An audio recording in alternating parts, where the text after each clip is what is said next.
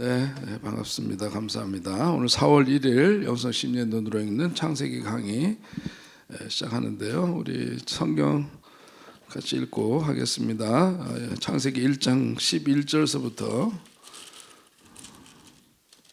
창세기 1장 11절서부터 먼저 13절까지 읽고 그리고 이어서 계속 말씀 나누도록 하겠습니다. 창세기 1장 11절부터 13절. 하나님이 이르시되 땅은 풀과 씨 맺는 채소와 각기 종류대로 씨 가진 열매 맺는 나무를 내라 하시니 그대로 되어 땅이 풀과 각기 종류대로 씨 맺는 채소와 각기 종류대로 씨 가진 열매 맺는 나무를 내니 하나님 보시기에 좋았더라.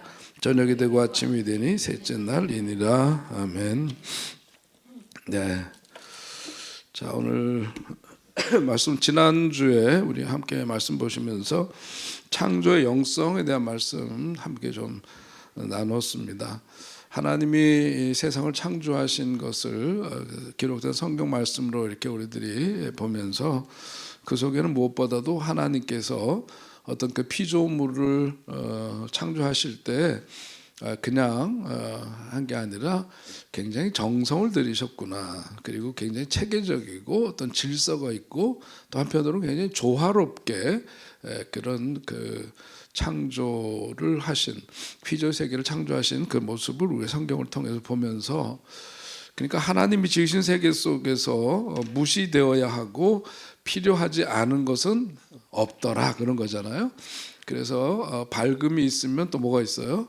어둠이 있는 거고, 근데 어둠은 우리가 늘 부정적인 생각을 했는데 가만 보니까 빛이 있으면 거기에 따라 그림자가 있기 마련이고, 그것이 마치 이제 우리들의 그 마음 구조를 우리가 지난 시간에 함께 공부하면서 우리들의 마음, 우리들의 그 내면과 이런 하나님의 창조 행위 자체가 굉장히 연관성을 갖고 우리가 볼 수 있다는 것 우리가 깨닫게 되죠. 그러면서 이제 그 어둠이 갖고 있는 의미는 뭐예요? 쉼이라고 얘기를 했습니다. 그런 쉼이 있기 때문에 그러니까 어두움은 어두움과 같은 그런 그림자라고 하는 것은 필연적인 거고 하나님의 창조 속에서 하나님이 지으신 건데 그렇게 불필요한 것이 하나도 없더라. 그런데 우리가 이제 유아기 때 심리로 보자면은 그런 것들은 이제 분리 심리가 있는데 분열되어 있는 것이 자라면서 어떤 과정이 이르러야 된대요? 분열은 나중에 통합되어야 된다 그러죠. 그 얘기했잖아요. 어머니에 대해서 그 아이들이 자라면서 참 좋은 엄마이기도 하지만 때로는 자기에게 좀 극단적인 나쁜 엄마이기도 한데 나쁜 엄마가 따로 있고 좋은 엄마가 따로 있는 게 아니라 성장하면서 보니까 그 엄마가 좋은 점도 있고 어떻게 나쁜 점도 있고 이런 것이 통합되어 있는 존재라고 하는 것을 자라가면서 이제 알아야 되는데 그렇지 못한 사람들이 있다란 말이에요. 그게 이제 일종의 분열이죠. 근데 거기에는 뭐 이제 자라면서 이제 발생됐던 여러 가지 이제 원인들이 있다는 것도 잠깐 언급을 했고 그러면서 우리가 살아가면서 중요한 것은 뭐냐면 내가 미워하고 내가 사랑하기 어려운 사람도 하나님의 피조물이다라고 하는 거 맞아요? 그러니까 내가 미워하는 그 사람도 하나님은 뭐 하신다? 사랑하신다. 하나님이 나를 사랑하시는 것처럼 내가 미워하고 싫어하지만 내가 거절하지만 하나님은 그 사람도 역시 사랑하신다. 그리고 여전히 사랑할 가치가 있는 존재다라고 하는 것을 받아들이는 그게 이제 통합이에요. 그리고 그 사람이 성장을 하면서 이런 마음을 이제 소유하게 되고 그것을 이제 받아들이는 것, 그것을 일컬어서 우리는 성숙의 과정이다 그렇게 말을 합니다. 자, 그러다가 보니까 이제 현대인의 삶에 주는 시사점을 한번 볼 수 있는데 어떤 확증 변화 속에서 살아가는 사람들은 항상 이제 자기 것이 중심이 되고 옳잖아요, 그죠? 근데 세상을 가만 보니까 꼭 그런 것은 아니죠. 우리 요즘 뭐 이렇게 정치적인 거기에서도 누구와 항상 좀 바른 소리를 하고 그랬는데 어느 순간인가 보니까 좀 이상한 소리를 좀 한다 그러니까 막 벌떼처럼 일어나서 막 그 나쁘게 얘기하고 그러는데 그건 처음부터 인간 이해를 그렇게 하면 안 되고 이 사람은 이런 참 좋은 점을 갖고 있었는데 우리가 몰랐던 거지만 또 다른 그런 부정적인 요소도 그 사람에게 있을 수 있다. 마찬가지로 내 자신에 대해서도 굉장히 긍정적이고 좋은 장점을 갖고 있지만 그렇지 못한 점을 동시에 갖고 있는 것처럼 그런 거죠. 그래서 우리는 어떤 흑백 논리에 입각해서 이분법적으로 사람과 세상을 그렇게 바라보는 것은 굉장히 이런 점에서 보자면 유아기적인 것에 머물러 있는 사고다, 그렇게 말할 수가 있는 겁니다. 그래서 우리가 이제 회색 분자라든지 뭐 회색 지대 뭐 이런 표현을 하면 굉장히 부정적으로 얘기를 하지만 사실은 이제 어떤 점들이 좀 두드러지느냐의 문제긴 하지만 대개는 뭐냐면 양극단이 아닌 한은 그 가운데 뭐예요?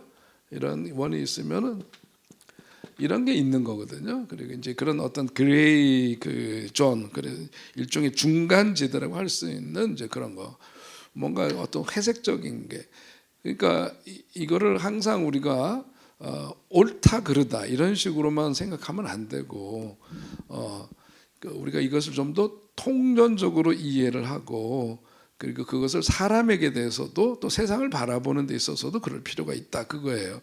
자, 오늘 이제 우리가 방금 읽은 말씀은 하나님께서 지으신 이제 세상 속에서 사흘째 되는 때 보니까 어떤 자연 환경을 만드세요. 자, 창조의 절정에 이르러서 만든 게 누구죠? 사람을 만들었어요, 그죠? 사람을 여섯째 사람을 만들고 그 사람은 누구를 닮았대요? 하나님을 닮은 이마고대, 하나님의 형상을 닮은 그런 존재로서 그 창조의 절정에 이르러서 마지막에 사람을 지으시는데 그 이전에 오늘 보니까 11절 13절에서도 그렇고 뒤에 나오는 말씀들이 하나님께서 먼저 뭘 만드셨냐면 자연을 만드시더라. 오늘 그 얘기죠. 자연을 만들어 주셨어요. 그 자연을 만들었는데 보니까 우리가 살고 있는 자연에는 이 생명계 혹은 자연계에는 거기에 우리가 다시 눈을 뜨고 보면 오늘 교회 들어오실 때 벚나무에 꽃 핀 거 보셨나요? 보셨어요? 아, 여러분들은 참 그 여유가 있는 분들이세요. 교회를 들락거리면서도 벚나무에 꽃 폈다 그러니까 그래? 그런 사람들이 있어요. 이 마음이 여유가 없으면 안 보이잖아요. 그런데 참 신기하지 않습니까? 저는 뭐 식물 보면서 참 신기한 게 이게 식물이 어디서 자라요? 흙에서 자라는데 씨앗을 처음에 심을 때 그 작은 씨앗이 그 속에서 자라가지고 뿌리를 내리고 싹을 틔우는데 모든 생물들이 흙 속에서 그 씨앗이 싹을 틔울 때 무슨 색이래요? 초록색이 처음부터? 좀 더 예민하게 보면 연두색이 처음에, 그죠? 연두색이 점점 햇빛을 받고 좀 더 자라가면서 짙은 이제 점점 자신 없어지네요. 초록색으로 이렇게 색이 짙어지죠. 그래서 그 속에서 이제 그 줄기가 든든하게 이제 자라서 기둥처럼 그 나무가 이렇게 자랍니다. 그러다가 이제 성장을 하면은 거기서 꽃을 피우고 검은 흙에다가 작은 씨앗을 심겼는데 그것에서 나오는 색깔들을 보면 그런 연초록색, 연두색에서부터 짙은 초록색에서부터 나무 색깔이며 꽃을 피웠을 때 그 꽃과 이런 것들이 너무 신기하고 신비롭고 그렇잖아요. 꽃 한 송이를 봐도 그래요. 저는 제 방에 그 뭐 화초 이렇게 있는데 걔네들도 가만 보면은 지난번에는 그 한라산에서 지난다 한란이 있는데 한란이 무려 9개의 꽃을 피웠었어요. 그래서 그것이 지고 나니까 요즘 그 풍랑 가운데에서 그 입이 넓은 게 있습니다. 대엽인데 거기에서 또 꽃대가 또 나오고 있어요. 근데 제 방이 좋은 환경은 아닙니다. 이게 서양이기 때문에 햇빛이 잘 안 들어요.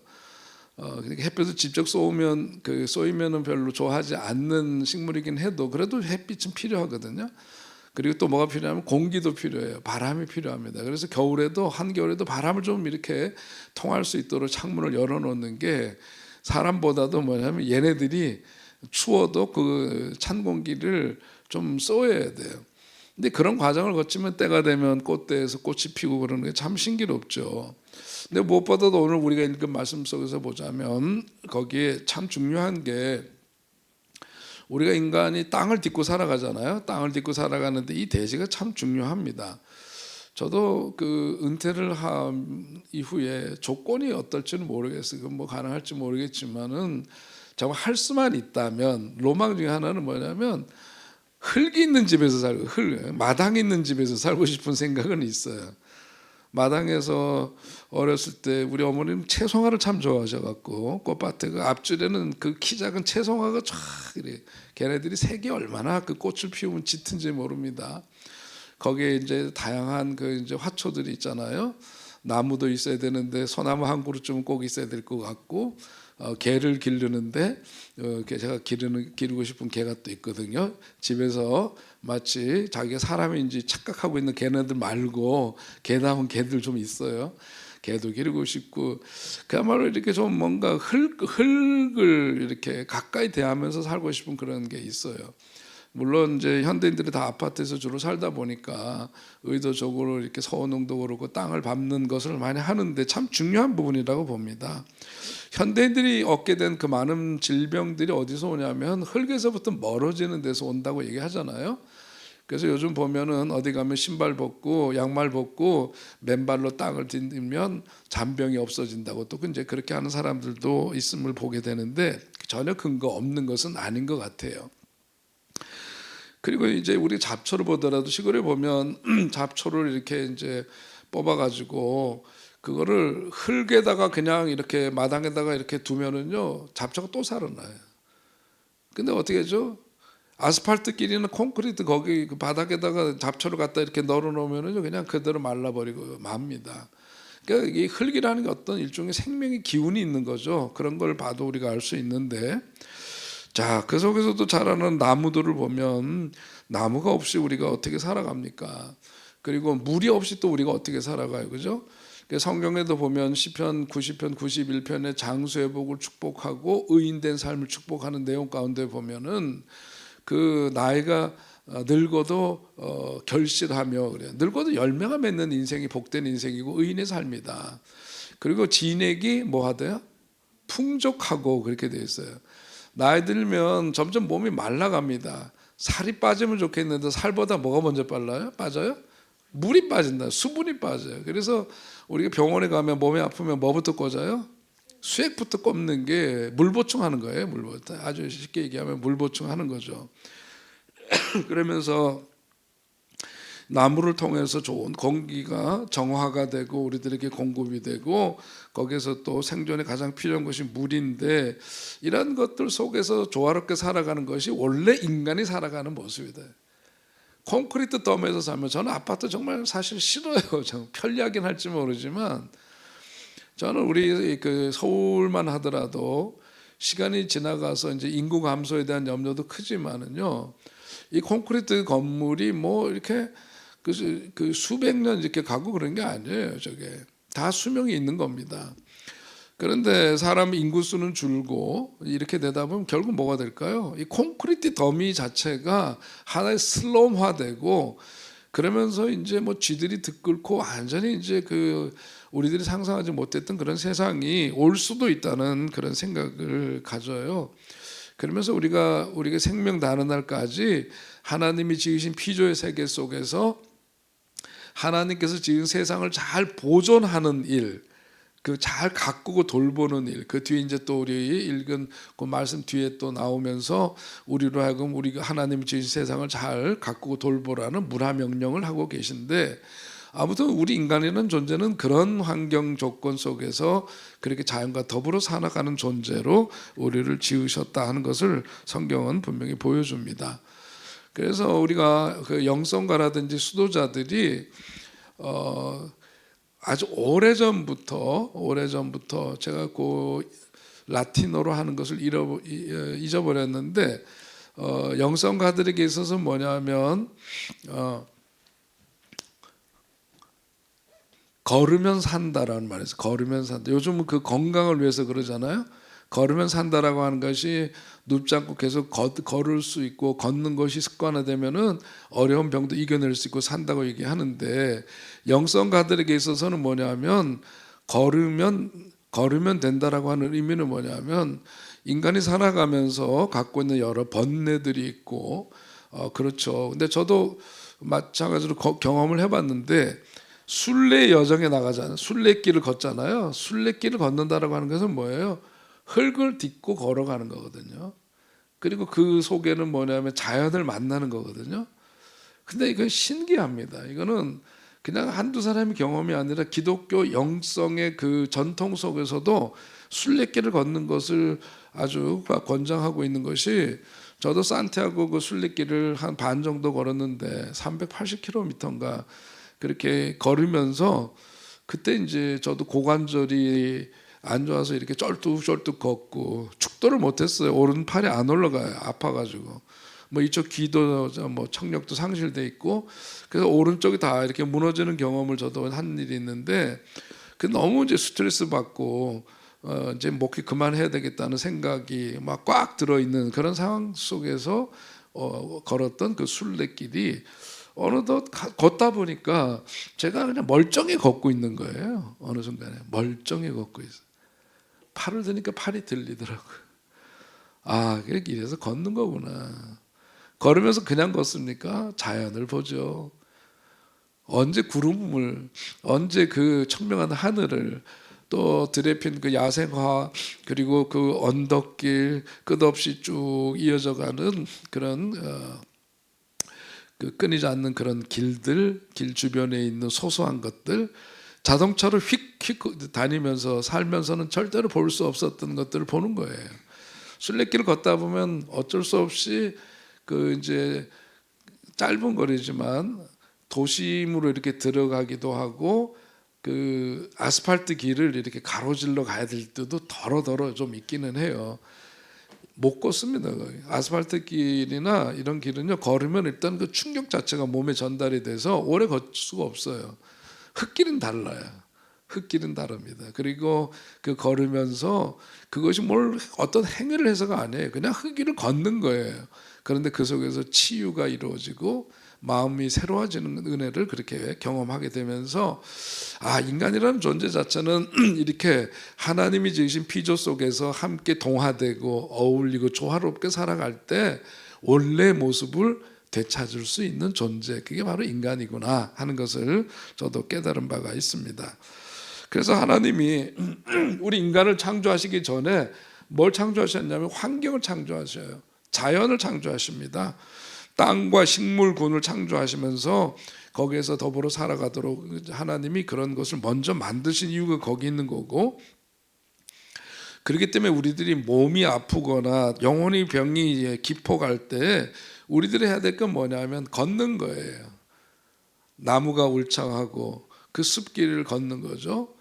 저거 메니에르라는 어지럼증이 생겨서, 이거는 뭐 그 우리가 이제 소위 발작이라 그러잖아요. 영어로는 이제 어택한다 그래, 공격한다 그래. 어느 순간에 올지 몰라요. 그러니까 항상 불안해요. 내가 길을 가다가 갑자기 그렇게 되면 어떻게 하지? 무엇보다도 주일날 설교하다가 갑자기 어택이 오면 어떻게 하지? 이런 걱정이 막 꽉 차 있는 거예요. 그땐 하나님이 저한테 주시는 메시지가 넌 좀 쉬어야 된다 하는 메시지였는데, 저는 워낙 목회적 환경이 막 도전이 많으니까 그럴수록 더 붙들고, 그럴수록 이를 악물고 태어난 척하면서 설교하고, 근데 뭐 이렇게 여기를 꼭 이렇게 안 보이지만 꽉 붙들고 있는 거예요. 이러다 쓰러질까봐 이러면서 설교를 하고 이제 이랬던 일들이 있는데, 그 어지럼증을 결국은 수술을 했어요. 급한 마음에 수술을 했어요. 그런데 지금도 사실은 수술 아니면 안 되는 상황이기도 했지만, 내가 그때 먼저 모든 걸 놓고 좀 쉬었더라면 수술을 안 하고도 나을 수 있었던 병이었다는 생각은 지금도 합니다. 조급한 마음이 있으니까 칼을 대는 건데요, 그 후유증이 다 있어요. 그래서 저는 이렇게 여러분들이 얘기하시고 그럴 때 스테레오로 들립니다. 모노가 아니에요, 스테레오예요. 그러니까 여러분들보다 기계가 좋은 부품이에요. 이렇게 사운드가 이렇게 같이 울리니까. 근데 이게 뭐냐면 거기서 나타나는 약간의 부작용이랄까, 이제 이런 것이라고 볼 수 있는데, 아무튼 우리가 가만 보면은 하나님이 지으신 그런 그 창조의 원리대로 사는 게 참 중요해요. 참 중요해요.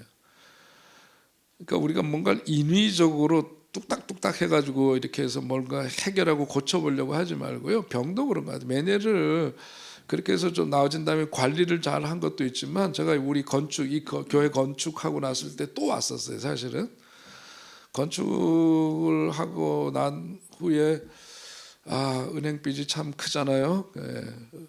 제가 한 가지 깨달은 게 은행 은행 이자 납부일에는 뭐가 없다? 공휴일이 없다. 뭐 이런 것도 이제 깨닫게 돼. 이게 무서워요, 사실은. 이게 참 스트레스가 많아요. 믿음 얘기하지만 현실 문제 부딪히면 그게 잘 안 되거든요. 병도 그래요. 몸이 아프고 그러면 믿음 하지만 당장 몸이 아파 죽겠는데 뭐 어떻게 할 거야. 그런데 제가 그때 이게 또 왔네, 이분이 또 오셨네, 어떻게 이분을 마주할까 그러면서 생각한 게 뭐냐면, 아침에 새벽기도 왔다가 이제 서우는 걷는 거죠. 걸어요 그냥. 걷기 싫죠. 몸도 무겁고 몸도 이렇게 그 건강한 그런 상태가 아니니까 걷는 거 되게 싫어요. 근데 걸었어요. 걷고 음식은 하라는 대로 식이요법 한다는 게 기름진 거 먹지 않고, 그래서 가끔도 지금 이제 몇 주 전에도 우리 저 신방 가다 고목사랑 갔었던 그 내끼리 콩나물국집인가 이게 뭐 좋은 음식이 아니라 이제 그런 단순하고 소박하지만 이제 그런 거죠. 그게 무슨 기름지고 이런 게 아니잖아요. 그걸 먹으니까 입맛이 돌아오고 자꾸 이제 걸으면서 약을 끊고 죽으면 죽으리다가 아니라, 그래 그냥 이게 힘들면 그냥 쉬면 되지 뭐, 그리고 이제 그러면서 했더니 그분이 금방 떠나시더라고요. 그리고 나서 지금까지는 이제 괜찮은데, 이게 모든 것에 다 똑같이 적용되는 것은 물론 아닐 거예요. 그런데 우리가 주저앉고 싶을 때, 힘들어서 이렇게 뭔가를 놓아버리고 싶을 때, 오늘 이제 이 창조의 영성이라고 하는 것은 우리가 성경 창세기 이야기를 피상적으로 보면 안 되고, 하나님이 지으신 그 피조의 세계 속에는 하나님이 정성껏 정교하게 만든 그 세계의 그 창조 질서라는 게 있거든요. 거기에서 순응하면서 살아가는 것이 살 길이고, 거기에 하나님의 깊은 뜻이 있다는 것을 우리가 알아야 합니다. 그래서 우리가 이것을 그냥 지식적으로 배우는 게 아니라, 하나님이 당신의 형상대로 지은 인간이 살아가기 위해서 이런 환경을 만들었는데, 이거를 우리들이 무시하고 그것을 적대시하고 그런 게 아니라 함께 잘 어울려서 보존하면서 잘 사는 것이 하나님의 뜻이고, 그 속에 뭐가 있냐? 생명이 깃든다. 그러니까 우리 지난 시간에 아까도 얘기한 것처럼 빛이 있으면 어둠이 있게 말하는데, 우리는 이거 아니면 이거예요. 이게 좋은 거면 이건 나쁜 거여야 돼. 그게 아니라 이것이 좋은 거와 더불어서 함께 어둠이 갖고 있는 하나님이 지으신 피조물이기 때문에 꼭 필요한 의미가 있다. 이것을 통합적이고 통전적으로 이해하고 받아들일 수 있는 사람이 성숙한 사람이고, 그런 사람이 살아가는 것, 삶이 늘 평안하고 강건하고 그럴 줄로 압니다. 자, 그 다음에 이제 14절서부터 19절에 보면은요, 해를 지으시고 달을 지으시고 별을 지으셨다는 이야기가 이제 나와요. 성경 읽지 않아도 알겠죠? 읽어요? 거기 보면 나와 있는 그 말씀대로 거기 하나님이 해와 달을 지으시고 별을 지으시고 그러면서 밤낮이 구분이 되죠. 자, 인간 보통 이제 이방인들에게 있어서는 해와 달과 별들을 어떤 섬김의 대상, 그러니까 신격화, 신으로 섬기면서 경배를 하는 경우들이 많지만, 이스라엘 민족은 뭐냐면 이방인들이 신으로 믿는 해와 달과 별들을 만드신 누구를? 하나님을 그들은 믿은 거죠. 그것을 만드신 하나님을 믿었어요. 근데 사람들은 뭐냐면 어리석게도 하나님이 지으신 그 피조물을 섬김의 대상으로 삼아요. 우상으로 삼고. 이게 얼마나 어리석은 일이냐 말이죠. 자, 그러면서 우리가 거기 본 대로 이제 태양이라고 하는 것은 일종의 빛을 발하는 건데, 자, 우리 현대인들이 살아가면서 보면은 여러분 별을 볼 수 있어요, 없어요? 예? 밤에 별 잘 보이나요? 좋은 동네 사시나 보다 보이는 거 보면. 네, 별이 안 보이죠. 도심에서는 안 보여요. 왜 그렇대요? 도시에서 발산되는 빛 때문에 창공의 별이 보이지 않는다는 거죠. 근데 왜 사람들은 밤이 되면 자빠져 자지 않고 왜 불들을 켜고 그러느냐?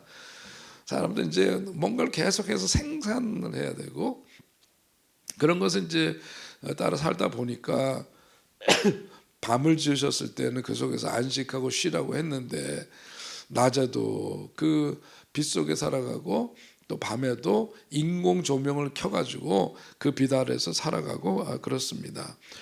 그러면서 가만 이제 인간이라는 존재를 우리가 아까 봤던 그런 창조 영성에서 가만 보니까 우리 인간들에게 필요한 것은 그냥 단순한 빛이 아니라 햇빛이에요. 햇빛.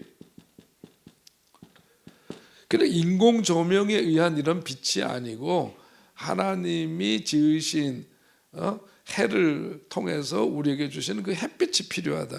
햇빛이. 그래서 실험을 했단 말이에요. 그 콜린스라고 하는 사람이 그 현대 그 공장에서 수많은 노동자들이 신선한 공기를 접하기 위해서도 그렇고, 과거에 이제 조사입니다만은 영국의 브리스톨이라고 하는 곳에 400명의 근로자들을 대상으로 해서 조사를 해보니까 그들의 가장 큰 열망이 뭐냐면, 공장 노동자들이 갖고 있는 가장 큰 열망은 자연광 아래서 일하고 싶다라고 답한 사람이 96%였대요.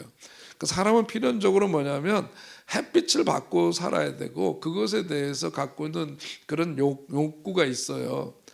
그래서 우리 교회도 보면 지하세계 사는 데가 있잖아요. 청소년 센터라고. 보면은 좀 마음이 안 됐어요. 건물 구조상 밑에 내려가 있는데, 그렇다고 이제 건물 구조나 여러 면에서 보자면 또 초등학생들이 거기에서 가 있는 거는 또 좀 더 어려운 문제고, 그래도 좀 더 큰 아이들이 이제 거기서 지냅니다만은 그게 항상 좀 책임 맡고 있는 사람들이 갖고 있는 걱정이기도 하고, 저도 좀 안쓰럽게 늘 봅니다. 그래서 환기로라도 잘 되면 좋은데, 중요한 건 뭐냐면 햇빛이 비치지 않는다는 게 제일 참 그 어려운 문제예요.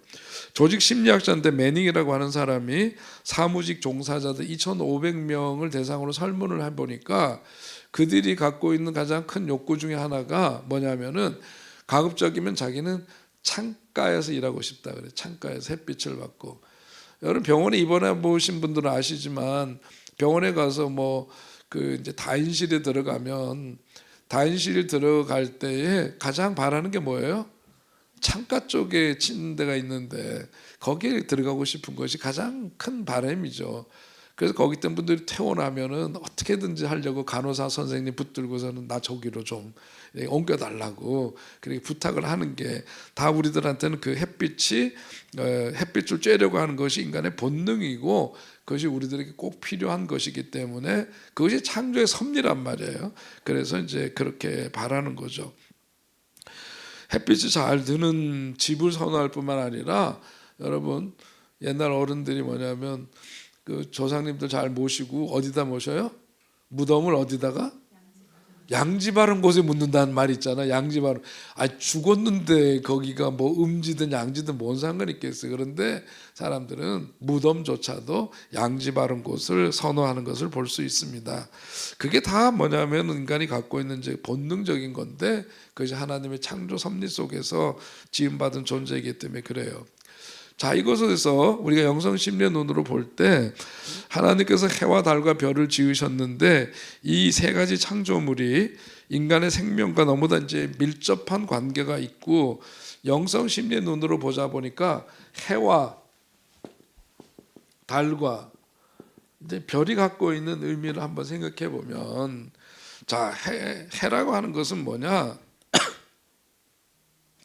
우리 인생에 살아가면서 수많은 만남 속에 살아가고 있는데, 거기에서 하나님이란 존재는 해 같은 존재고, 그 다음에 달이 의미하는 것은 일종의 스승이고, 별이 의미하는 것은 친구고, 그래서 사람이 살아가면서 이런 만남 속에 살아가는데, 여기에서 해가 달과 별, 이게 뭐냐면 길잡이가 되잖아요.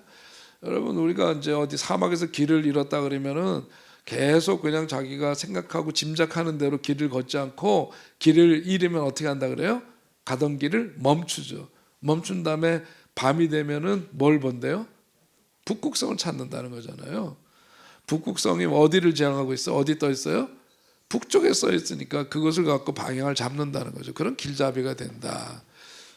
달이 비추고 그리고 해가 비추고 이러면서 이것이 갖고 있는 의미를 하나님과 스승 그리고 친구로 그렇게 간주를 하면서 인생이 살아가는 데 있어서 필요한 것은 뭐냐면 하나님이 주신 뭘 가지고 말씀, 하나님은 말씀 자체이시잖아요. 그러니까 해는 하나님의, 달이 의미하는 것은 스승이 우리들에게 주신 어떤 일종의 가르침, 그죠? 이런 가르침을, 그리고 사람들이 살아가면서 만난 여기 친구, 별이라고 하는 것은 사람들이 살아가면서 내 마음속에 뿌려진 일종의 좋은 어떤 그 귀한 진리, 어떤 그 교훈들, 이런 거가 될 수 있겠죠. 이런 것들, 그런 것들이 우리들의 인생을 살아가는 데 있어서 우리들의 길잡이가 되게 한다라고 볼 수 있습니다. 자, 그러면서 여기에서 이제 우리 함께 좀 보고자 하는 것은 뭐냐면 우리 인간의 성격 가운데에서 아까 얘기했던 것들, 이런 것들이 뭐냐면 도덕적으로도 그렇고 우리 인간이 살아야 되는 그런 삶 속에서 굉장히 인간이라면 바르게 가야 될 어떤 그런 길잡이가 되는 역할을 하는 건데, 프로이드는 성격의 그 요소 중에서 도덕적인 부분을 일컬어서 뭐라고 표현했죠? 초자라고 얘기를 했습니다. 초자, 초자라 그랬어요. 그 프로이드가 얘기했을 때 인간의 성격은 초자하고 그 다음에 자아하고 이드, 이렇게 세 가지로 얘기했잖아요. 이드라고 하는 것은 뭐냐면 본능적인 거예요. 원초적인 본능 같은 겁니다. 뭐 어떤 건지 아시겠죠, 그죠? 먹어야 되는 거, 그 다음에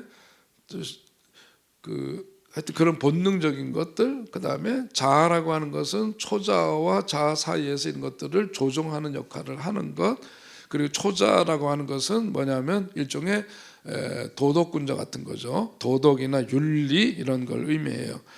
이것이 어렸을 때에 우리들 부모님들이 우리들한테 심어주는 게 있잖아요. 도둑질하면 안 돼, 거짓말하면 안 돼, 이런 것들이 뭐예요? 초자. 그것이 우리들의 삶에 있어서 그것이 어떤 하나의 지침이 되고 이것을 꼭 지켜야 되고 이제 그런 거죠. 그래서 도덕과 어떤 양심을 나타내게 되는 것이 이제 초자인데, 사람이 이제 성인이 되어서도 계속해서 이제 이런 통제 속에 우리들이 살아갑니다. 그런 것도 영향을 받고 있죠. 또 현실을 조종하는 것이 바로 이제 자아고, 그런데 여기서 이제 초자라고 하는 것은 어떤 우리가 살아가면서 도덕적으로나 또 이제 잘못된 길로 빠지게 되면 그 인생이 망하게 되는 거잖아요. 근데 이런 부분들을 이제 통제할 수 있도록 통제하도록 하는 거죠.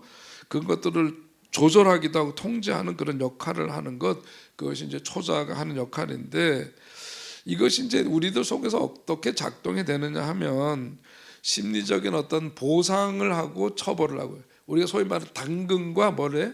채찍이라고 표현하잖아요. 그런 것처럼 이것이 우리들 속에서 작동이 될 때 어떻게 이제 우리들이 초자가 그것을 활용하느냐 하면 보상, 제대로 이제 우리가 어떤 도덕적이고 양심적으로 이렇게 행했을 때는 거기에 뭐가 보상이 따라오게 되죠? 잘한 거잖아요. 인간다운 거잖아요. 그렇게 했을 때 거기에 따른 것은 뭐냐면 우리들에게 주어지는 것이 어떤 자긍심 같은 거죠. 그런데 우리들이 도덕적인 그런 선택을 하지 못했어요. 비윤리적인 선택을 했다든지 양심에 거리끼는 일을 했다든지 그러면 뭘 느끼게 되죠? 수치심을 느끼는 거죠. 맞아요. 수치심입니다. 그런 수치심이라고 하는 것이 내재화되면서 그것이 죄책감을 갖게 되고 열등감을 불러일으키기도 하고 이제 이러면서 그것이 우리를 이제 제재하고 그러는 건데, 자, 아까 우리 얘기하다가 얘기가 이제 좀 발전이 많이 됐는데, 우리가 자연 속에서 조화를 이루고 그 속에서 해와 달과 별이 의미하는 바가 뭔가 하는 것을 한번 좀 생각해 보았고요. 자, 그 다음에 이제 보면 넷째 날, 다섯째 날 되면은 이제 거기에서 어류와 조류가 창조가 되고 생물을 번성하게 하라 그러면서 이제 그 다음에 창조 사역이 이루어지고 여섯째 날 무엇을 창조하셨다고요? 사람을 창조하셨어요. 하나님께서 사람을 창조하시는데 가만 보니까 누구를 닮은 형상으로? 하나님을 닮은 형상으로 그렇게 우리를 지으셨다. 그것을 이끌어서 히브리어로 이마고 데이라고 그렇게 표현을 하는데, 자 여기서 하나님의 형상이라고 하는 것은 거기 참고로 돼 있죠. 거기 있는 말씀 거기 한번 읽어볼까요? 참고 하나님의 형상이란 시작. 하나님의 형상이란 그가 영적으로 혹은 심리적으로 하나님을 얼마나 닮았느냐는 사실보다는 하나님과의 관계를 말해준다. 그 다음에 사람은 하나님의 형상대로 만들어졌기 때문에 하나님의 대리인으로서 모든 만물을 다스릴 수 있다라고 그렇게 규정할 수 있습니다. 자, 그러면서 하나님의 형상으로 창조되었다라고 하는 것은 무엇을 뜻하느냐? 하나님과 우리 인간 사이에 유사성이 있다라고 하는 것을 의미하는 말이죠. 그죠? 그 하나님의 모습을 우리가 닮았다라고 하는 것은 인간이 하나님과 인격 대 인격으로 관계를 맺을 수 있는 잠재력을 지닌 존재다라고 하는 거예요. 자, 그래서 우리가 예수님을 믿게 되었다 그랬을 때 언제 무슨 집회에서 혹은 뭐 말씀을 읽는 가운데 이렇게 해서 은혜를 받고 하나님을 만났다 그렇게 표현하고요. 이제 내가 주님을 내 삶의 구세주로 모셔드렸다 그렇게 표현하기도 하는데, 어떤 분들은 그러잖아요. 내가 인격적으로 예수님을 만난 것은 언제입니다. 그렇게 얘기를 하죠. 그죠? 여러분은 안 해보셨어요? 주님을 어떻게 만난다고요? 인격적으로 만난다는 표현을 하잖아요. 그것은 뭐예요? 하나님은 신이시지만 우리 인간과 뭘 하시는 분? 대화가 가능하죠. 대화를 하시는 분. 그래서 우리는 하나님의 형상대로 지음 받았기 때문에 인격으로 그분을 만날 수 있고 그분과 뭐 할 수 있나? 통하는 존재. 그게 뭐냐면 세상에서 하나님의 형상대로 지음받은 인간에게 주어진 고유한 뭐 특권이라고 얘기할 수 있는 거죠. 우리는 그런 존재다. 우리 인간이라는 존재가 그야말로 여러 피조물 중에 그냥 하나로만이 아니라 그 창조의 피조의 세계 속에서 하나님의 형상을 닮음으로 인해서 인격 대 인격으로 하나님을 만나고 하나님과 관계를 맺을 수 있는 그런 존재다. 그런 의미가 있고요. 또 하나는 하나님의 형상은 하나님이 지으신 것들의 뭘 소유권과 그것들 다스리는 뭐가 권위가 하나님 자신에게 있음을 암시하는 것이다. 우리는 하나님의 형상대로 지음을 받았단 말이에요. 그러면서 그것이 갖고 있는 의미는 이렇게 요약해서 표현할 수 있는데, 하나님이 지으신 것들을 다스리는 최종적인 권위가 누구에게 있어요? 하나님께 있는 거고, 인간은 결국 하나님께 책임을 지고 있다는 점을 이 말씀을 통해서 되새겨 주면서, 우리는 하나님의 형상대로 지음받았기 때문에 하나님의 형상대로 지음받은 이 세계를 뭐한다? 다스리고, 또 다스린다라고 하는 것이 막 통치하고 지배하고 내 마음대로 하고 이러는 것이 아니라, 하나님이 지으신 피조의 세계를 하나님을 닮은 형상이기 때문에 하나님이 그 세계를 지으시고 참 보기 좋았더라 했던 것처럼 그 창조의 세계를 잘 돌보고 가꾸고 지킬 책임이 누구에게? 인간에게 주어진 존재. 인간이라고 하는 것은 바로 그것을 책임지는 존재로 하나님이 지으셨다라고 하는 의미가 그 속에 있습니다. 자, 하나님은 영이시기 때문에 몸이 없으신데, 그런데 하나님은 하나님의 형상대로 지음받았다라고 하는 것은 하나님의 어떤 외모가 아니라 우리는 영적으로 하나님과 함께 그렇게 소통하는 존재로 우리가 지음을 받았다라고 하는 이야기고요. 자, 그런 가운데에서 오늘 인간이라는 존재는 그러면 어떤 존재인가? 거기에서 앞에 했던 말씀과 함께 좀 재현하는 말씀이 될 수도 있는데, 가장 먼저 우리 인간의 삶을 생각할 때 우리 인간이라는 존재는 바로 이런 하나님이 주신 피조의 세계 속에서 자연계와 어떤 관계? 유기적인 관계를 가질 때 몸과 마음이 회복되는 그런 기회를 얻게 되고, 그렇게 살도록 지음받은 존재다라고 하는 것을 우리가 먼저 생각해야 합니다. 그래서 앞에도 언급한 대로 우리가 하나님이 지으신 세상이 인간의 탐욕 때문에 훼손된 게 너무 많잖아요, 그죠? 뭐 하다못해 설악산에 케이블카 놓지 말자고 막 이제 환경 운동하시는 분들이 반대를 하고 그럽니다. 이런 것 하나하나가 하나님이 지으신 세계가 인간의 탐욕 때문에 너무 망가지고 저는 뭐 그거에 대해서 케이블카 설악산에 놓는 거 절대 반대 그런 입장은 아니에요. 장애를 갖고 있는 사람도 좀 올라가서 보려면 케이블카 놔야 되지 않나 그런 생각을 앞에 하기도 하는데, 왜냐하면 스위스 융프라운가 거기 이제 종교개혁지 가다가 거기 한번 가본 일이 있는데요. 거기 뭐 알프스산 엄청나게 높은 산인데 거기에 그 바위산을 뚫고 기차가 올라가고 그러니까 장애를 갖고 있는 사람들, 일반 사람들도 사실은 그 산에 어떻게 오르나요? 근데 그렇게 하니까 거기 가서 우리가 인간이 볼 수도 있지만 철저하게 통제돼 있어서 자연을 훼손할 수 없게 돼 있고, 오히려 그렇게 정해진 루트를 따라서 올라가야 되지, 사람들이 등산을 해서 그 높은 데까지 올라가는 사람은 아주 극소수에 불과할 수밖에 없잖아요.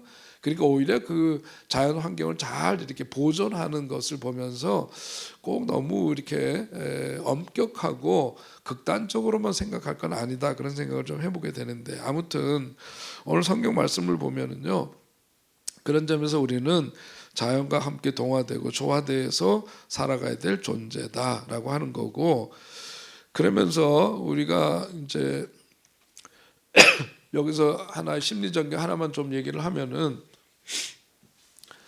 사람의 마음에도 근육이 있다 그러잖아요. 마음에도 힘이 있어야 되는데 마음의 힘이 약한 사람들은 다른 사람들하고 관계 맺기를 하거나 이런 것들을 쉽게 생각할까요? 어렵게 생각할까요? 어렵죠. 다른 사람하고 만나고 다른 사람들하고의 관계를 확장짓고 이런 것들이 굉장히 어려워요. 사람의 그런 사람을 멀리하게 됩니다. 그 이유는 다른 게 아니라 사람을 만나서 대화하고 사람을 만나는 행위 자체가 뭐죠? 굉장히 우리들에게 뭘 요구해요? 에너지를 요구해요. 여러분, 우리 이렇게 만났을 때 누구 얘기를 듣잖아요. 자기는 말 한마디 안 하고 듣기만 하는데 피곤해요? 안 피곤해요? 듣는 것만으로도 피곤해요. 그러니까 그거는 뭐냐면 심리적인 에너지가 사람을 만나면 거기서 사용이 될 수밖에 없기 때문에 이제 그런 피곤함을 우리가 느끼는 겁니다. 마음이 약한 사람들은 뭐냐면 사람들을 만났을 때 그것이 어떤 부정적인 생각을 하고 부정적인 것에 신경을 쓰기 때문에 심신이 굉장히 고갈된 상태에서, 그러니까 참 누군가를 만나는 게 어려워요. 근데 이런 마음의 힘이 약한 사람들은 집안에 가보면 집안에 생명이 있는 것들을 기르는 것을 볼 수 있다 없다? 볼 수 없죠. 마음이 힘이 약하니까 누군가, 그것이 사람이 아니라 그 대상이 무엇이라도 거기에다가 에너지를 쏟을 만한 그 여력이 자기에게 없는 거예요. 그래서 마음이 건강한 사람들이 뭘 키우냐면, 집안에 보면 신방 가보면, 금년에 신방을 나 신방 꼭 해야 되는데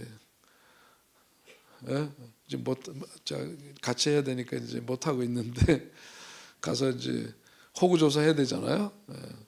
집안이 어떻게 변화됐는지. 요즘은 다 자기 집에 오는 거 원치들 않는다고들 많이들 합니다만은, 목회가 뭐야? 삶을 함께 공유하고 나누는 건데 뭐 부끄러울 게 뭐가 있어요? 사는 거 그대로 드러내고 보는 거지.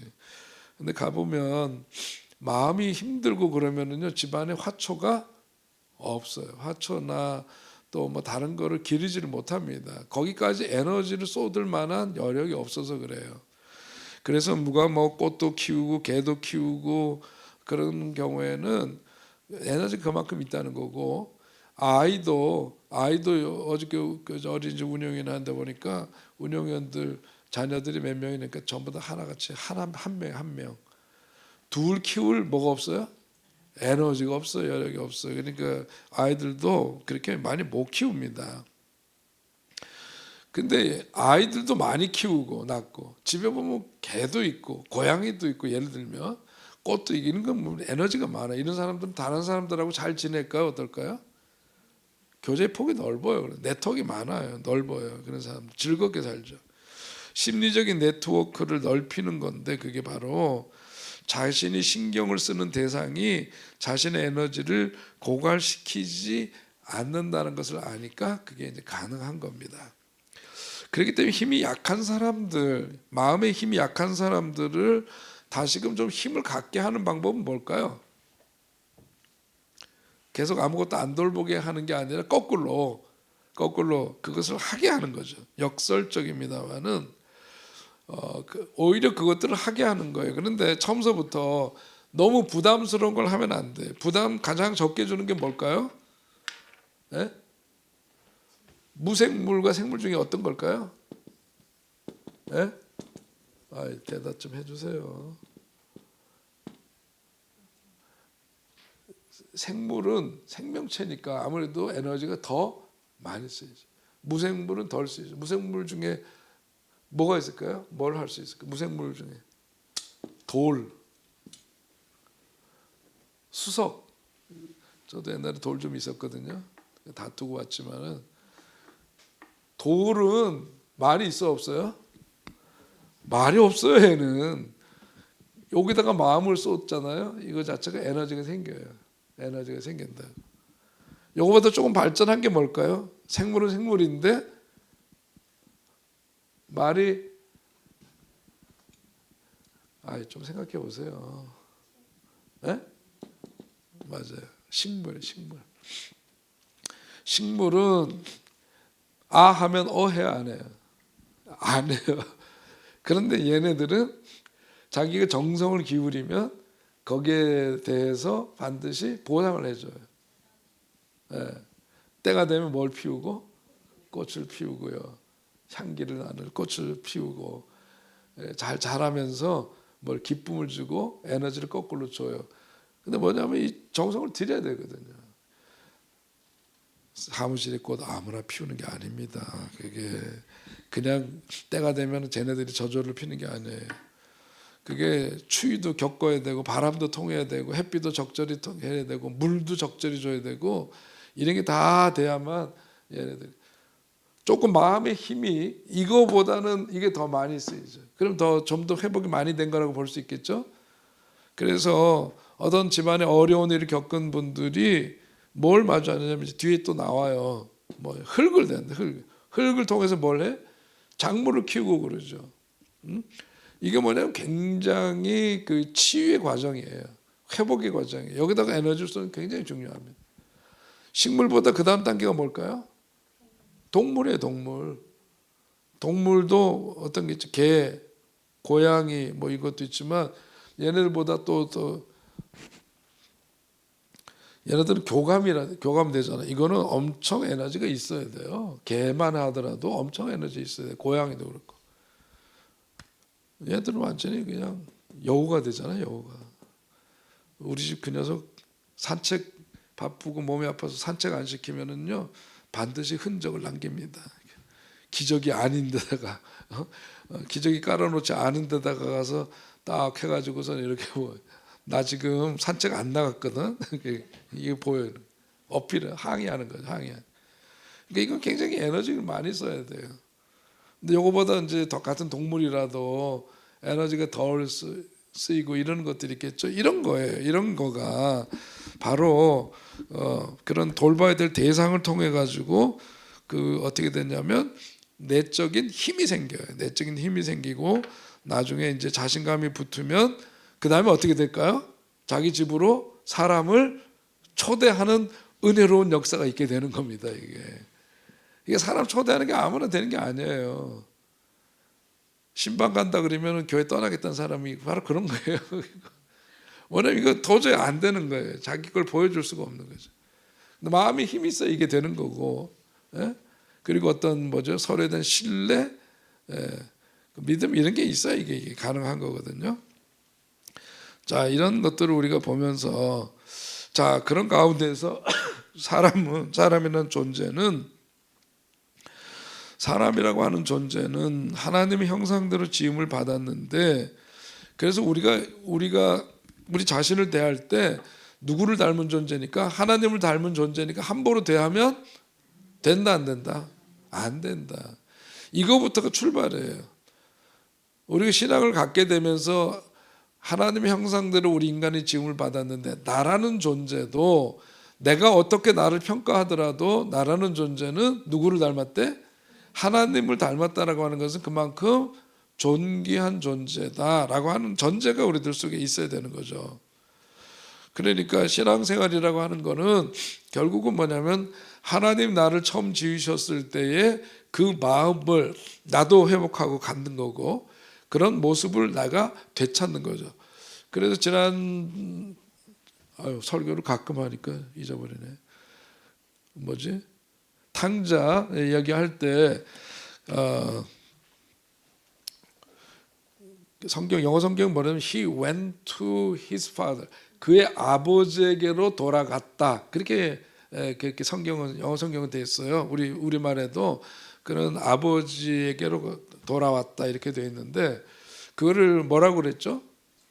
자기에게로 돌아왔다 그랬어요. 그죠? He came to 뭐라고요? himself라 그랬죠. 영어 써서 미안하지만 뭐냐면 자기 자신에게로 돌아왔다. 이게 그 얘기예요. 사실은 이게 그 얘기라고. 그가 원래 있어야 될 그 자리로 돌아왔대요. 그 자리가 어디냐면 아버지의 품이잖아요. 그 아버지의 품이 사실은 거기서 비유로 얘기했는데 아버지의 품이 누구의 품이에요? 하나님의 품이죠. 하나님의 품으로 돌아왔다라고 하는 것은 뭐냐면 하나님의 형상대로 지음받은 내 자신을 비로소 그가 되찾게 되었다. 그 얘기랑 같은 말이죠. 와, 대단한 말이에요. 그죠? 그러니까 우리가 이거 참 기가 막힌 얘기예요.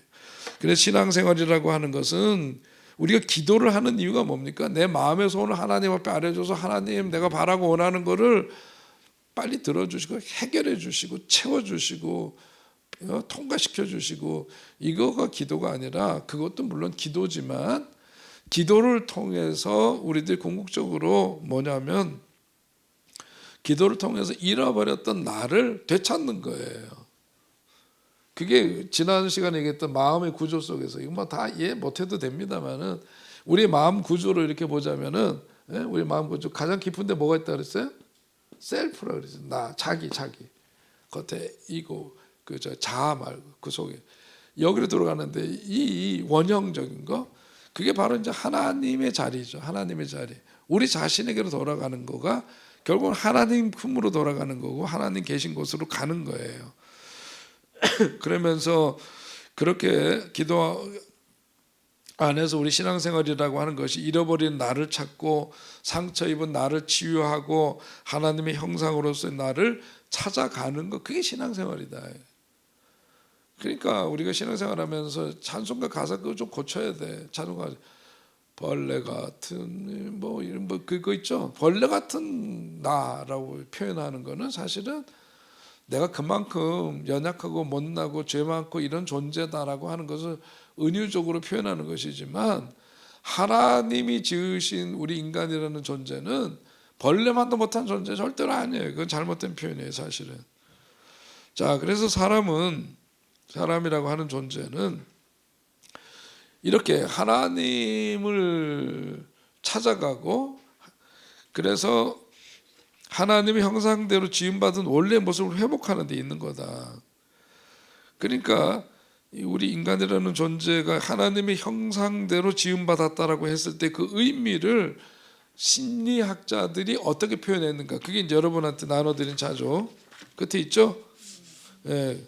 다른 거 앞에 그려버려서 이게 참 중요한 그 통찰이 있는 얘기들이에요. 심리학자 요즘 아들러 책들을 많이 보는 것 같은데 거기에서 뭐라고 했나요? 아들러는 하나님의 형상대로 지음받았다고 했을 때 그 의미는 현재 열등감을 극복하고 우월을 추구하는 사람들이 건강하다고 그분은 그렇게 이야기를 했어요. 거기서 우월이라고 남들보다 열등한 것보다 우월하다는 게 아니라 개인의 잠재력을 더 많이 발휘한다는 의미에서의 우월이에요.